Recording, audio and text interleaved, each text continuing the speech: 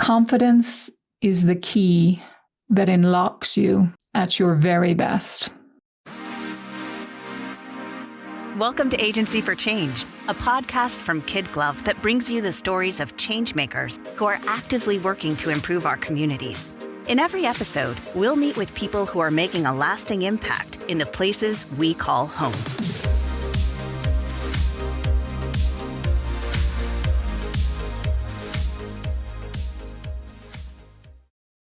Hey, everyone. Welcome back to the Agency for Change podcast. This is Lynn Weinman, President and Chief Strategist of KidGlov. And today I am very excited to introduce you to a new friend of mine. Eimear Zone is a coach, a mindfulness meditation teacher, and a writer who helps women break free from the waiting room of their lives and step into their full potential. So today we get to talk about her journey of radical reinvention, as well as what it truly means to choose yourself.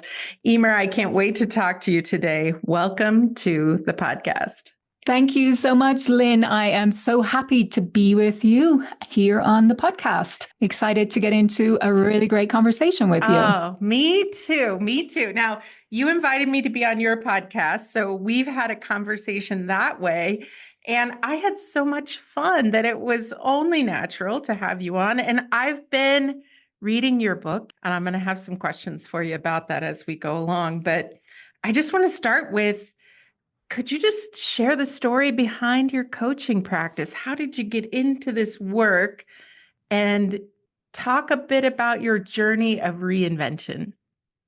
Absolutely. Well, I think I have to start on a park bench in Miami. Oh. Which is where I think my story really started or crystallized at least.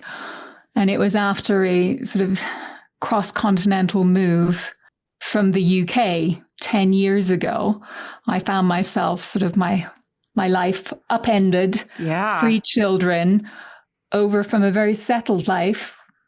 You have kids. You remember this, Lynn, of like, they're settled and happy in school. Yes. We have all the friend groups. Yes. We dealt with a few bumps. And then it was time for me to kind of go, okay, now I can get back into. And then everything changed. My husband, who's American, job over in Miami. And I felt completely untethered. Yeah. And what I had been doing just didn't translate. I'd been working in law, and that doesn't naturally translate to another jurisdiction. And then I had 3 children to reacclimatize to a whole new ecosystem, country, schools, friend groups, activities. Yeah, let me guess. They were a little bit grumbly and needed a lot of your support during that time. They needed a lot. So, I felt myself pull back into that really central role where you're needed a lot. And so I found myself kind of a little bit sort of untethered, as I say. And I was sitting on this park bench having a conversation with this woman. And I was really just plastering on a smile, going, everything's fine, and playing my part. And how are you? And I have to make new friends. And she started talking about something called her dream line.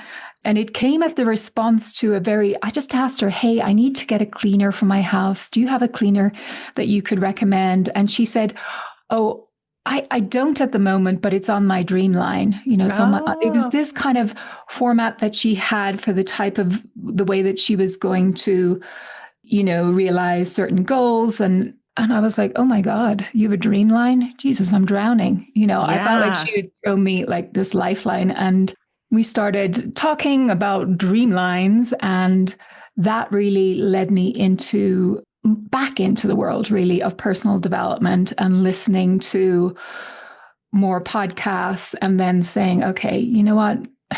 It's up to me. It's up to me. I think it was that moment really crystallized for me that it didn't matter what happened externally. With an intercontinental move, with all of these external challenges that I was facing, really, I could create an internal dreamline. I could activate things internally and I was entirely up to me, and that wasn't a bad thing. So I think that's where that began. And I was, in my, okay, I'm 55 now. So I'm 45 and feeling like I have to start everything again. And that had to be somebody else's fault. And it had to be wrong. And I think really that was the point where I pivoted and said, that's really unhelpful. That's not going to get me anywhere. And really beginning to say to myself, and believe it, you're better than this. Yeah. And it doesn't matter what happens externally. It's not that it's going to be easy or immediate, but that doesn't mean it's not possible or that it's not going to be really fulfilling. So that was, when I just became an experimenter and I just started trying new things. And I said, what am I going to do here in this new country? Okay, well, I took courses. I decided, I think I'll learn to code. Oh, my husband wow. worked. My husband works in IT, and I had learned like French, Spanish, German, and Gaelic Irish. And I was going, I don't know how to, that all seems very technical and difficult and mathematical. And he said, it's a language, Eimear, and you speak lots of languages. So I said, So again, that was me sort of stepping away from a rigid view. So I joined like the Code Academy, I think it was called, online, started learning, and then went to a place in Miami, one of these incubators where they were teaching people to code and launch apps. And I signed up for some 12-week program. It lasted all of like a week because I went there for the first time and I said, this isn't for me. But maybe something else will be. Yeah. So it really was, I took on this role of I am going to create my life. And I'm going to do that by exploring things and not having a rigid view of who I think I am. Yeah. I really appreciate what you said. And I read this because this is how your book opens, the story of the dreamline. And as you were telling the story in the book, I could really feel like, you in this state of like just a little bit upset, right? Like upheaval and maybe even, if you don't mind me saying it, like maybe even kind of settling in this, like I'm unhappy with this. But then here's somebody that says, I've got this dreamline, which A is a little bit annoying because she's got this dreamline and you're like, what are you talking about? But then B, well, if she's got a dreamline, I could have a dreamline too. That's kind of how I interpreted you telling this story. And I thought that was just so much great information and such a great lesson, all packed into one there. And so I'm curious, like, how are you taking this journey of yours and translating it into the coaching and really empowerment for women? Yeah, well, I think that has always been a core interest of mine.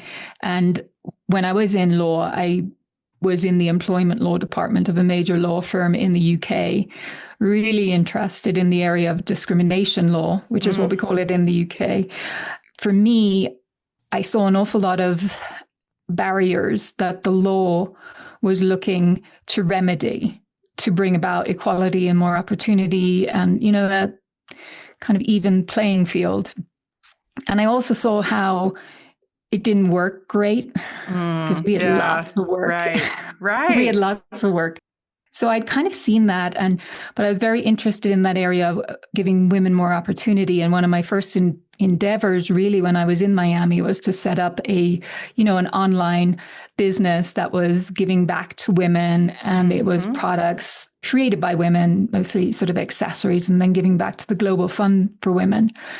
And so always interested in that, providing opportunity for women, women's empowerment. I think through that work, I saw that there's a lot of, and my background in law is like, there's a lot of the external landscape that's going to take a while to kind of transform and change and evolve.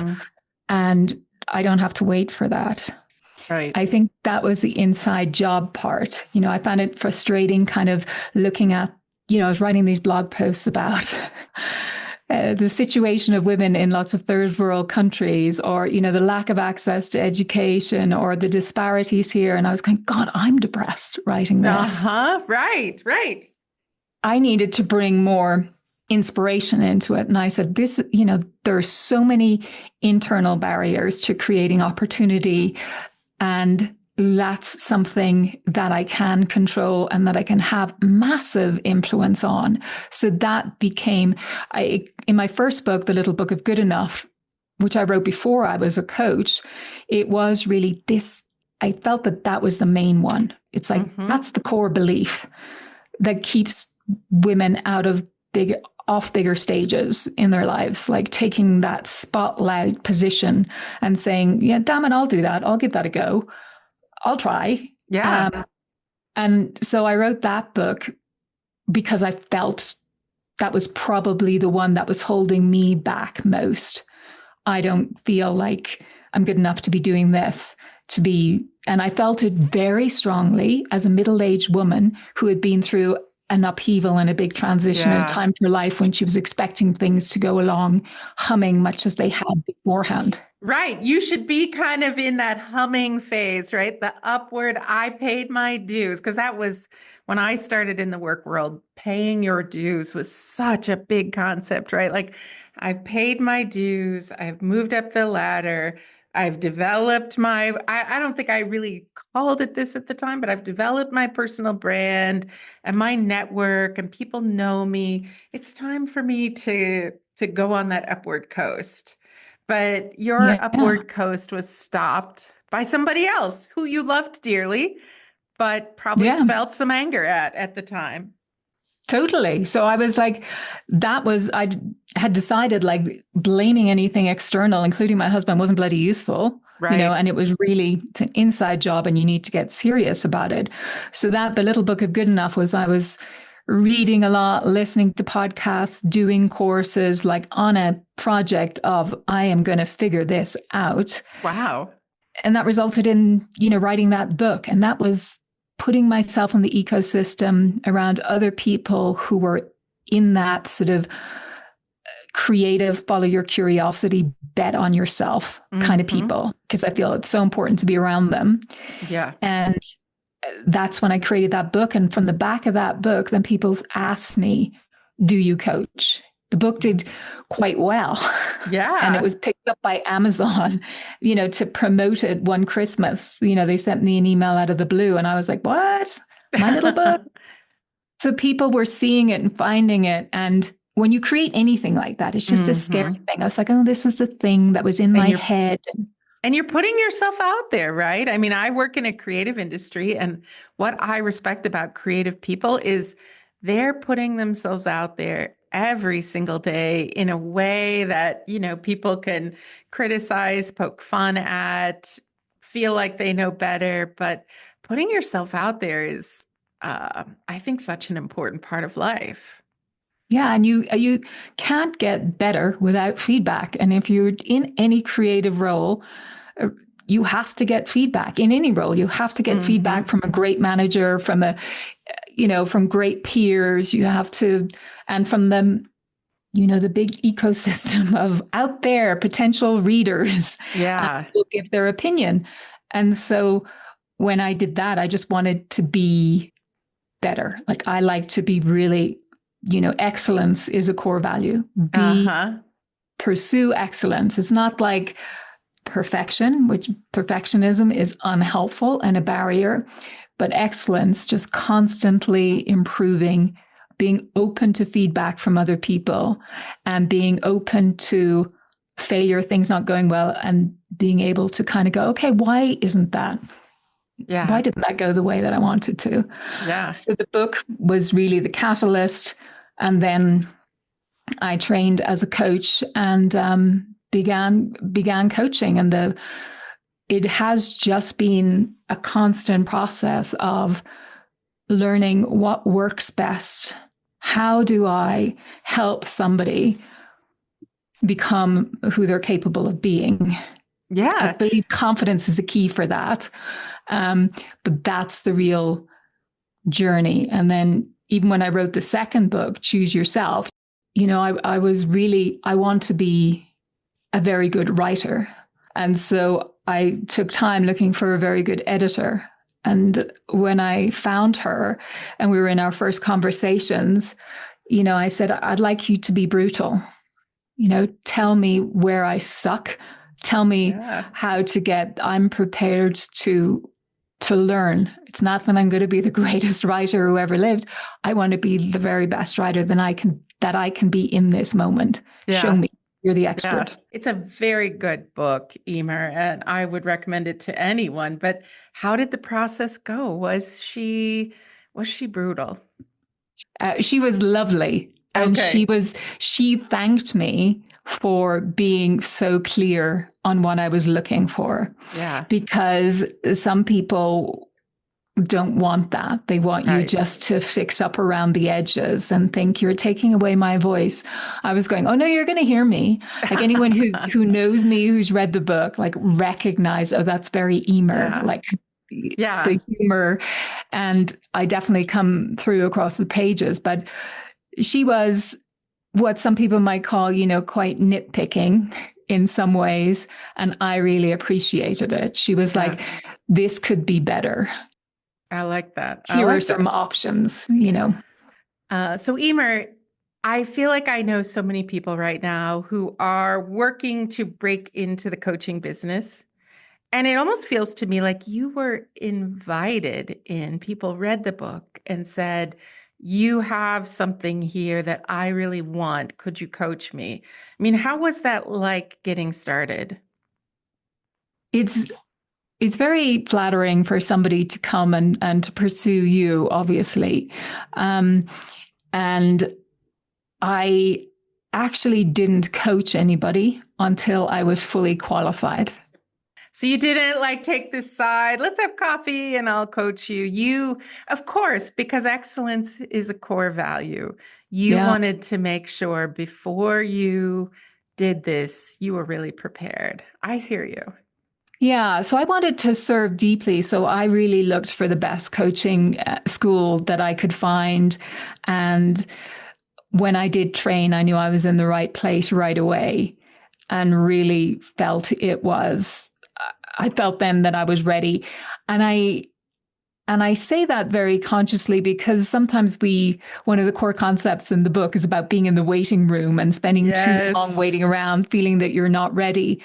This, for me, is an example of, being prepared for when opportunity is there. And when opportunity came along and said, I'd like you to, to coach me when they read my book, I said, I'm very interested in being a coach and I can have a conversation with you, but I'm not a qualified coach. Yeah. And so I want to learn more about this so I can be of more deep service to you. So I did go back and coach people who had been interested in working with me when I had just published the book, but I really wanted more tools and techniques and approaches so that I could serve more deeply.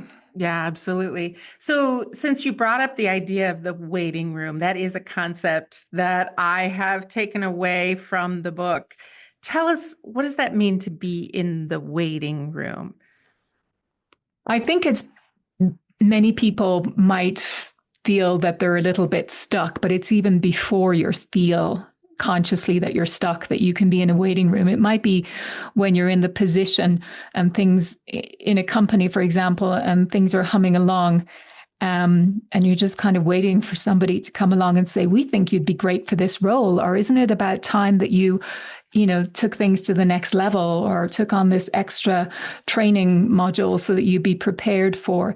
It's this tendency that we have to think that something or somebody external is going to issue some sort of an invitation to us to bring us out of this sort of state of waiting and move us into the next level of our lives. And I think I have spent far too long in certain waiting rooms, and we miss opportunity and we get a bit stale. And I think there are lots of signals. Normally they're sort of emotional. Sometimes they can be financial. If you're looking at your bank account and you're saying, well, maybe I'm waiting around for somebody else to fix this for me, offer me the job, my best friend to say, hey, and really we need to be thinking about, where am I getting a little bit overly comfortable Yeah. and not pursuing.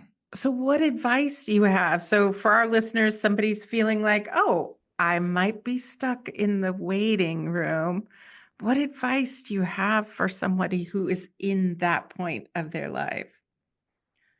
Yeah, I think one of the most useful things to do when you're in a waiting room is to get really clear on what it is that you want from your life, where you want to go. Yeah. I mean, most of us spend more time planning summer vacation than we do our lives. We might be putting money into our 401k or whatever else, but we don't have a really spectacularly exciting, magnetizing vision for how we want to experience our lives. And I think it's really common, if you're in a waiting room, is that you don't have something that you are kind of looking forward to. You don't have this overarching view of what your life might be. I forget who it is who came up with the term of this idea of this ultimate concern, which is this big overarching narrative for our lives. What's the ultimate concern of your life? Mine, I would say, might be, deeply serving women to develop confidence so they can step into living the full expression of their potential. That would be maybe my ultimate concern. Yeah, that's very well said. Obviously, you have worked on that very intentionally. Well, actually, I know what it is, and it's written on a card somewhere. I think I'll just go with it.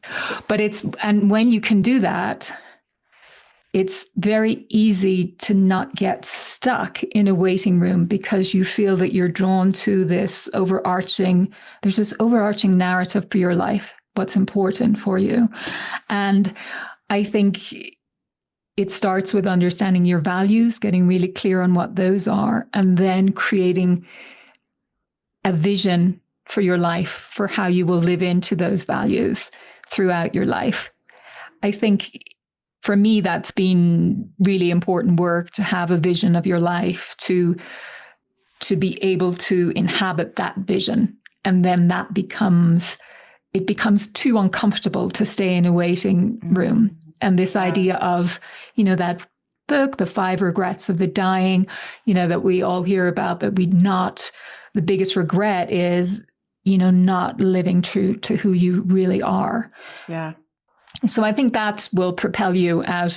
I do a number of exercises. I'm not sure whether you've gotten to that stage in the book yet, where I really make people uncomfortable in waiting rooms by bringing them to the end of their lives. I've gotten to some of those stages, and I'm going to tell you, it's really interesting, because one of the things I follow in my life that I feel is really helpful to me is a system called PQ, and I forget the author of the book right now, but I use the app, and every day there's a lesson and a meditation. And so yesterday morning I got up, and the lesson was, think about today as if it were the last day of your life.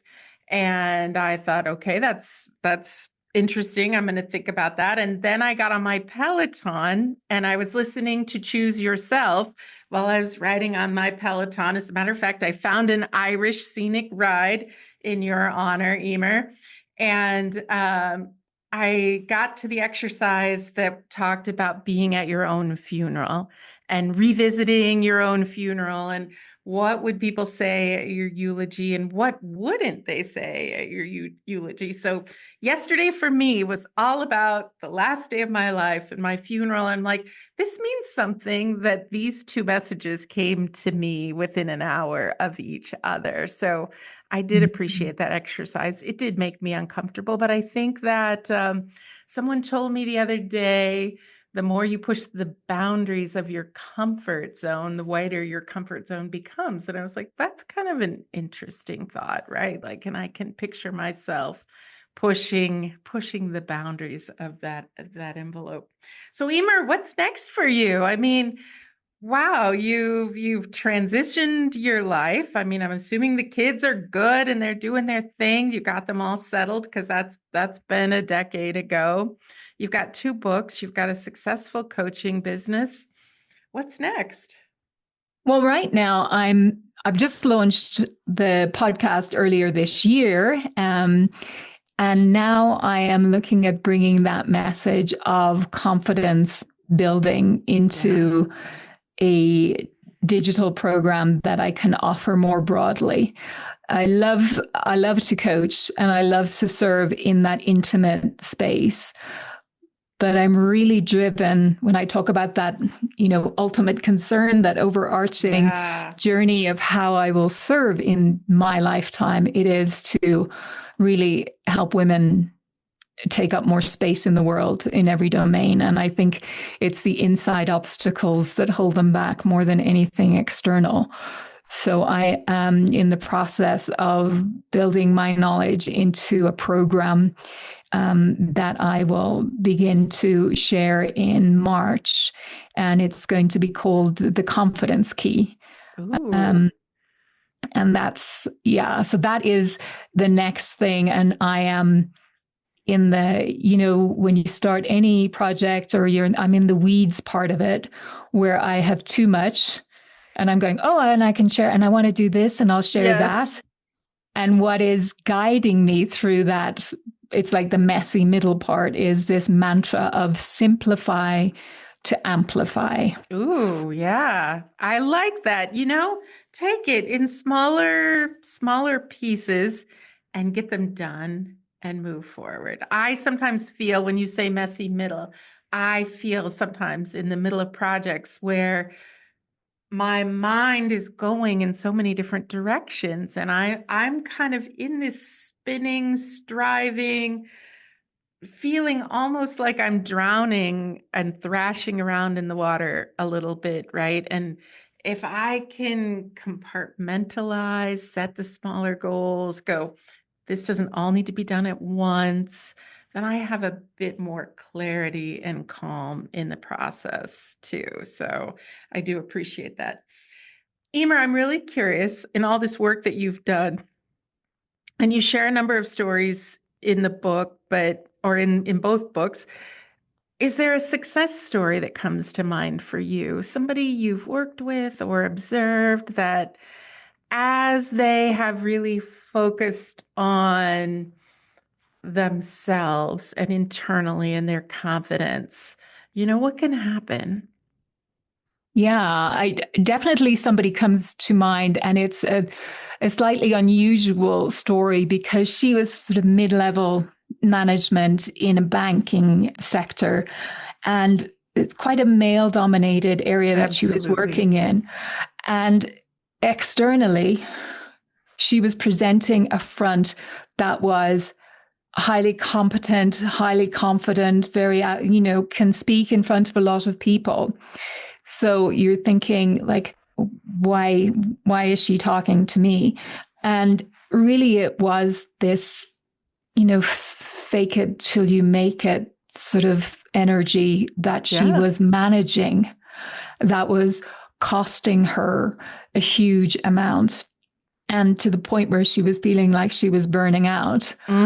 And so we did a lot of that inner deep work. She doesn't need help learning how to present confidently and how do none of that.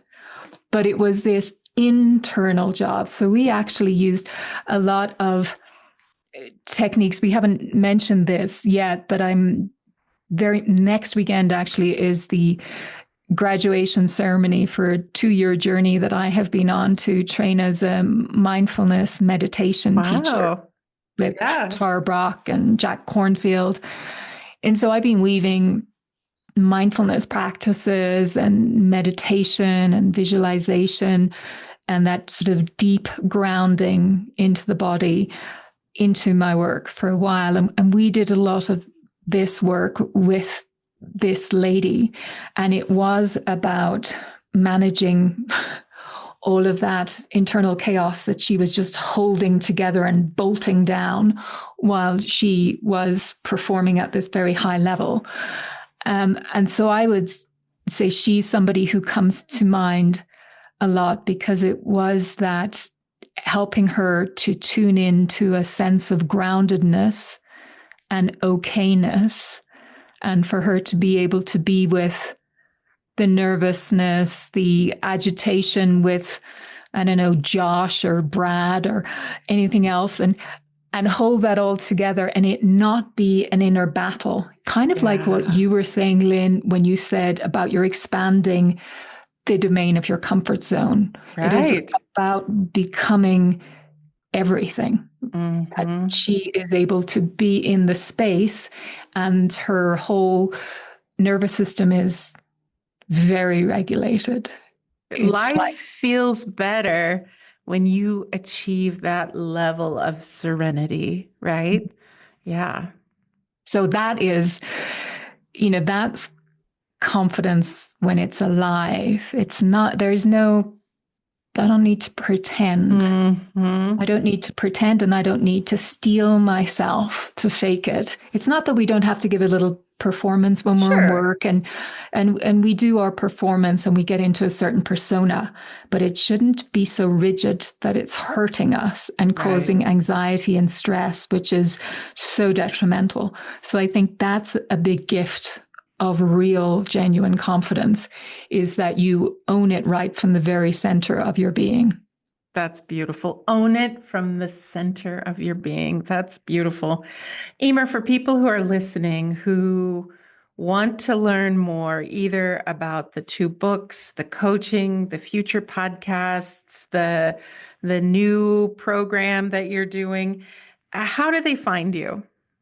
Well, I am easiest to find and active on Instagram at the moment, and the handle I'm sure you'll share in the notes, but it's at Eimear Zone Coach, and the website is eimearzone.com, and you can just email me directly at eimearzone.com if you'd like to chat. Wow. And you can also find a link both on Instagram and on the website to book just a, no stress, no pressure introductory call, just to talk about what you're looking for. And then the new program, The Confidence Key, I'll be sharing more about that on Instagram in the coming weeks, and on the podcast, which is called Girl, Choose Yourself. I love it. Girl, choose yourself. Eimear, we'll have all those links for anybody who didn't catch that. We'll have all of those links in the show notes on the KidGlov site as well. That's fantastic. I have to say, as a marketer, I really like that name, The Confidence Key. That, to me, that gives me a really good picture of what you're going to be doing with that podcast. So I want to ask you my favorite question. I've asked it on every episode. I feel so lucky that I get to speak with knowledgeable and inspiring people like yourself. But could you give us an original Eimear Zone motivational quote to inspire our audience? I guess I'll leverage the name of the new program because it really is core to my thinking. I think confidence is the key that unlocks you at your very best. Oh, I like it. Confidence is the key that unlocks you at your very best. Very, very nice. I might have to print that out and put it on my wall. Eimear, thank you for that. So I love talking to you every time we get the chance. As we wrap up this conversation today, I'm curious, what is the most important thing you would like people to remember about the work that you're doing? The world needs more women to stop seeking permission and to step into the full expression of their power and their potential. And that takes developing your confidence. Wow. And we need more women doing that. Those are powerful words. What a way to end. Eimear, I'm going to say, I fully believe the world needs more people like you, more people talking about confidence and empowerment and getting out of the waiting room and not waiting for permission. So thank you so much for taking time to share. I can't wait to finish the book, Choose Yourself, and really look forward to future episodes of your podcast and the new programming that's coming out. Thanks so much, Lynn. It's been an absolute pleasure speaking to you today. We hope you enjoyed today's Agency for Change podcast. To hear all our interviews with those who are making a positive change in our communities, or to nominate a changemaker you'd love to hear from, visit KidGlov.com at KIDGLOV.com to get in touch. As always, if you like what you've heard today, be sure to rate, review, subscribe, and share. Thanks for listening, and we'll see you next time.